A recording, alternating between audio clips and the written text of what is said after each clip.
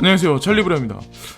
이런저런 뉴스들도 막 쏟아지기 시작을 하고, 카카오에 관련된 뉴스도 지금 아침에 제가 좀 전에 이제 봤는데, 종합적으로 사실 암호화폐 장세한테는 나쁜 뉴스들은 없었거든요. 그래서 제가 아침에 비트코인이 갑자기 찔끔 오르길래 좀 깜짝 놀라긴 했는데, 욕실에 있을 때 갑자기 막 알람이 막 뜨더라고요. 그래서 보통 보면 알람이 뜰 때는 두 가지 중에 하나거든요. 근데 제가 딱 폰을 보는 순간 그래도 죽이지만은 않는구나, 그래도 목숨만은 살려줄게, 세력들이 좀 약간 그런 스탠스를 취한 게 아닐까. 이게 개인이 사서 이렇게 오르진 않는다고 생각하거든요. 그래서 비트코인 장세가 조금 긍정적으로 흘러가면서 알트코인들도 전반적으로 좀 약간 살짝살짝 변동하는 어떤 그런 장세가 지금 오기 시작을 했는데, 일단은 1600불 정도 이제 터치를 한번 비트코인이 한 다음에 이 사람이 말을 하는 거는 뭐냐면 1155달러 정도까지 조정 장세가 한번 있은 후에 다시 한번 우상향을 하지 않을까라는 얘기를 하거든요, 이 사람 같은 경우는. 그래서 일단 첫 번째 시나리오, 두 번째 시나리오가 있는데, 두 번째 시나리오는 깨진 상태, 그리고 첫 번째 시나리오대로 갈 가능성이 되게 높다. 그래서 조정 장세가 만약에 있으면 1155달러에서 멈춘 후에 좀 약간 횡보를 좀 하다가 옆으로 좀 우상향 쪽으로 가지 않을까. 이거는 암호자산 시가총액에 관해서 이제 말씀드리려고 하는데, 지금 전반적인 장세가 지금 찔끔 올랐다고 그래서 이게 뭐 갑자기 우상향한다, 급상승한다, 이건 아니고, 좀 약간 제가 봤을 때 목숨만은 살려줄게, 한 이 정도? 차트가 깨지기 전에, 암호화폐 시가총액 이 그래프 자체가 깨지기 전에 그 전 상태, 그러니까 딱 목숨만은 살려줄게, 그렇다고 저는 이제 생각을 하거든요. 그래서 갑자기 우상향 한다기보다 암호자산 시가총액이, 이 사람이 얘기하는 거는 점진적으로 이제 사이드웨이 횡보를 하다가 점진적으로 11월 달 전에, 그러니까 한 10월 달 정도 되겠네요. 그래서 그 정도 때부터 점진적으로, 뭐 암호화폐 시가총액이니까 이건 비트코인하고 알트코인을 전반적으로 얘기하겠죠. 그래서 쭉 전반적으로 우상향을 해서 내년도 지금 보면은 4월 달 이후에 4월 달 이후까지 좀 많이 상승을 하지 않을까, 점진적으로. 그래서 피터 브렌트인가, 그 사람도 어저께 이제 그런 얘기를 했었죠. 2020년 1쿼터 전에는 비트코인이 한 4만 불까지 가지 않을까라는 그런 네임도 있는 차티스가 이제 그런 거에 관해서 차트를 이제 발표를 한번 했었고, 자, 이 사람이 또 그거에 덧붙여서 이제 그 얘기를 하는 거죠. 이 사람이 이제 피터 브렌트는 아니거든요. 근데 제가 요즘에 즐겨보는 사람인데, 여기 동그라미 아마 쳐놨죠. 여기 동그라미 빨간색으로. 근데 지금 현재의 장세가 한 이 정도 때 왔다, 시가총액이. 그렇기 때문에 사이드웨이 횡보를 하는데, 우상향이 되든 조금 찔끔 떨어지든 조정 장세를 거치다가 급작스럽게 올라가는 거는 뭐 한두 달 내에 분명히 정리가 될 거다라는 얘기를 하거든요. 그러면서 쭉 대각선으로 우상향하는 어떤 이런 그림, 이런 그림은 우리가 항상 희망의 로를 돌리는 그림이죠. 그리고 그렇게 갈 가능성이 농후해지는 전 세계 경제, 뭐 정치, 이런 이벤트적인 것들이 한두 달 내에 되게 많이 포진돼 있기 때문에 저는 그렇게 갈 거라고 생각하고, 지금 현재로서는 지지부진하긴 하지만 이거는 비트코인 도미넌스거든요. 근데 지금 보면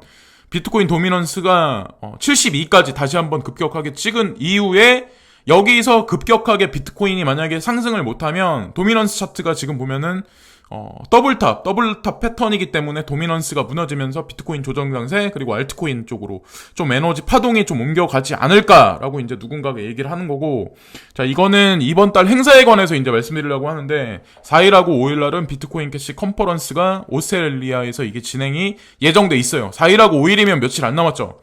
자, 그리고 11일하고 12일 날에는 링크코인 네오, 메이커다오, 메이커코인, 그리고 디지스다오라고 있거든요. DGD, 금 기반한 코인, 그리고 카이버 네트워크, 그리고 원 온톨로지에 관한 인베스트 에이시아라는 어떤 그 행사가 있는데, 그게 11일하고 12일 날 진행이 될 거다라고 나와 있고, 12일 날은 핫이라고 바르셀로나에서 미더비 진행될 거고, 12일 날 중요한 게 있는데, 바이낸스가 미국 사용자들을 차단하는 날이 12일 날이에요.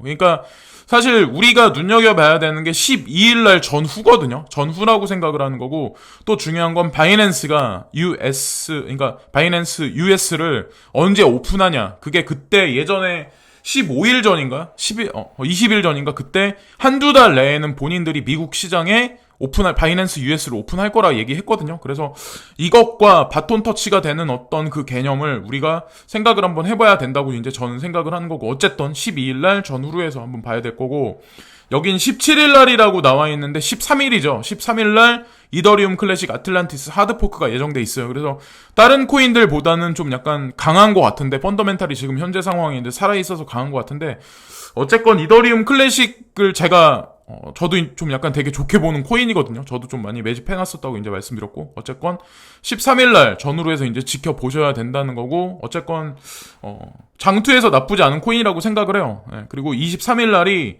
비트코인 벡트 거래소 오픈.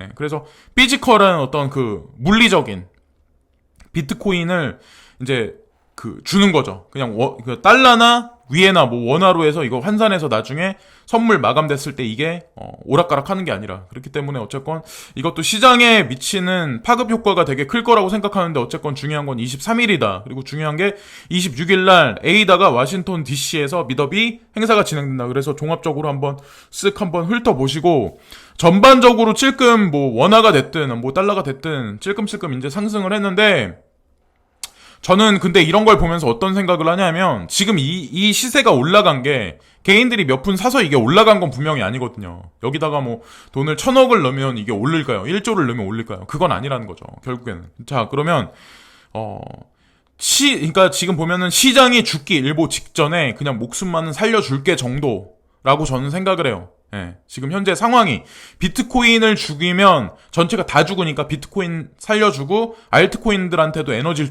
조금 찔끔찔끔 나눠주긴 하겠죠. 근데 그냥 목숨줄만 연명할 정도만, 그런 모습만 보이는 게 아닐까라는 생각을 하는 거죠. 그래서 많은 사람들이 급락할 거다라는 얘기를 지난 뭐 한 일주일간에 했던 분들이 아마 되게 많으실 거예요. 근데 어쨌건 목숨만 살려줄게, 목숨만 살려준 것 같고, 지금 현재 마른 장작에다가 그냥 불만 살짝 지펴놓은 상태인데, 우리 개인 투자자들이 많이 이 시장에 참여할 때는 이 장작에 불이 환하게 엄청나게 붙었을 때, 그러니까 지금보다 시세가 되게 많이 올랐을 때 저는 좀 많이 들어온다고 생각하거든요. 보통 보면은 진짜 괜찮은 코인인데 시세가 많이 떨어졌다고 하더라도 매수를 잘 안 하시더라고요. 예.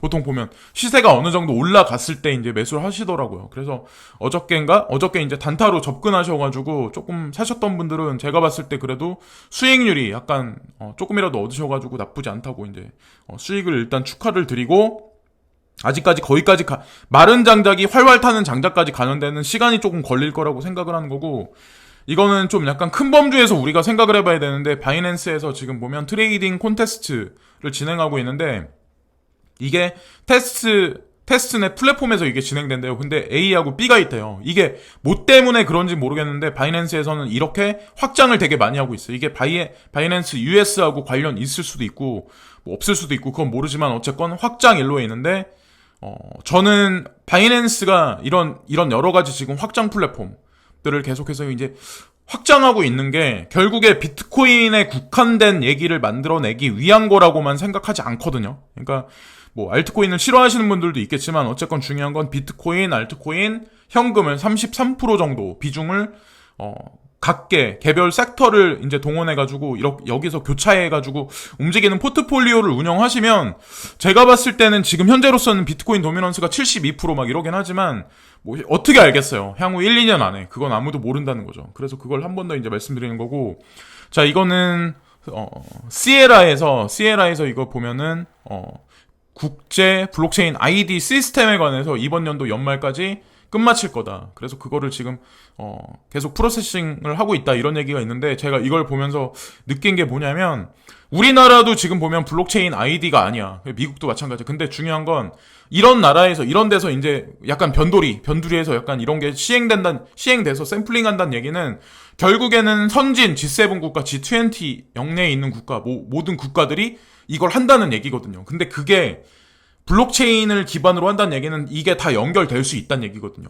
사실은 알고 보면 뭐 그러니까 예를 들어서 위조하는 것도 되게 쉽지 않겠지만, 가장 중요한 건 예전보다 더 많은 정보들이 이 안에 흡수될 수 있다는 얘기죠. 그러니까 뭐 주민등록 번호부터 뭐 주소지, 근거지 뭐 이런 거 말고, 그 사람의 뭐 여러 가지 인적사항, 뭐 아니면 학벌이라든가 재정 상황, 뭐 거주했었던 도시부터 해가지고 뭐 여러 가지 것들이 나와 있겠죠. 그러니까 사실 알고 보면 통제되어 있는 사회로 한 발 한 발 나아간다고 저는 이제 생각을 하는 거고, 이게 오늘 뉴스에서 아마 가장 중요할 수도 있는데, 미국 의회에서 지금 규제안에 관해서 발표를 했다 이런 얘기가 나왔는데 지금 보면 암호자산의 섹터를 은행의 법률에 관한 어떤 그 하위 개념으로 집어넣었다라는 그런 발표가 있었어요. 그래서 규제를 할 거다. 근데 은행권에 있는 법률 안에 그 하위권에 집어넣는다는 얘기는 사실상 제도권에서 이거를 수용한다는 얘기거든요. 부분 수용한다는 얘기거든요. 그래서 이거를 뭐 부정적으로 보실 분도 있겠지만 저는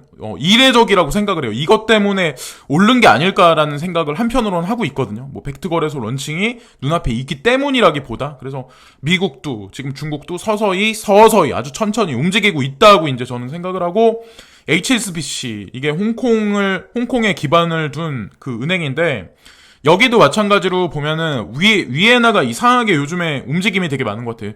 CBDC에 관해서 움직이려고 하는 게 있기 때문에 저는 그러지 않을까라는 생각을 하는데 위엔 트랜잭션을 이용한 크레딧 카드에 관해서 이제 HSBC에서 첫 번째로 블록체인에 관해서 연동시켰다.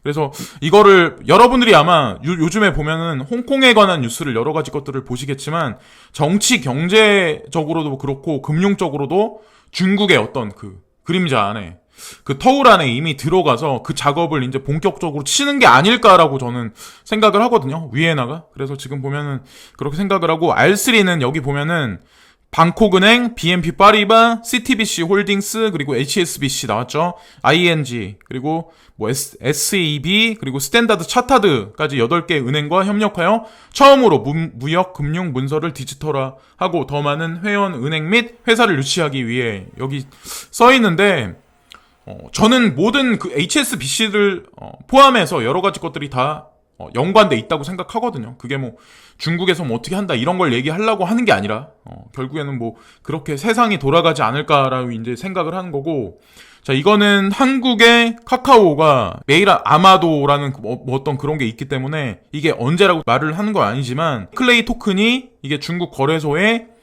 리스트업 시켜질 수도 있다. 내용을 딱 읽어보니까 한국에서 규제가 되게 많기 때문에 라는 그런 어떤 그게 표제에 나와 있는데 이 거래소가 중국 거래소다. 근데 이게 어딜까요? 이니셜 B일까요? 아니면 뭐 어딜까요? 바이낸스가 되게 유력하지 않을까라는 생각을 저는 이제 한편으로는 하는데 중요한 거는 클립이라는 어떤 암호화폐 지갑을 그러니까 그거를 운용하기 위해서 준비를 하려면 런칭도 분명히 시켜야 되고 그런데 어쨌건 중요한 건 지금 카카오도 이런 식으로 이게 런칭이 돼서 어떤 위력을 연말에 발휘할지 한번 지켜보시죠.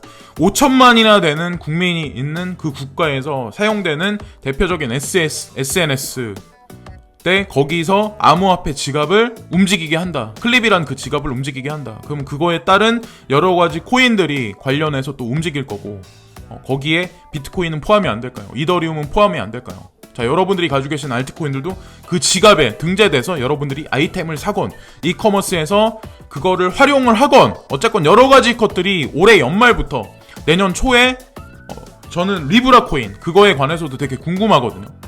그 파장이 더 크겠지만 어쨌건 지금 클레이 토큰도 지금 움직이려고 하고 있다. 어쨌건 이런저런 뉴스를 말씀을 드렸는데 구체적인 사안으로 지금 한 발 한 발 스텝 바이 스텝으로 나아가고 있는 블록체인 암호화폐 업계라고 생각을 해요. 이 시장이 그러니까 죽어갈 때 거기다가 살짝 목숨만은 살려준 세력 형님들한테 진심으로 감사하게 생각을 하고 오늘 하루도 모든 분들 다 건강하게 그리고 활기차게 보내시고 항상 진심으로 감사합니다.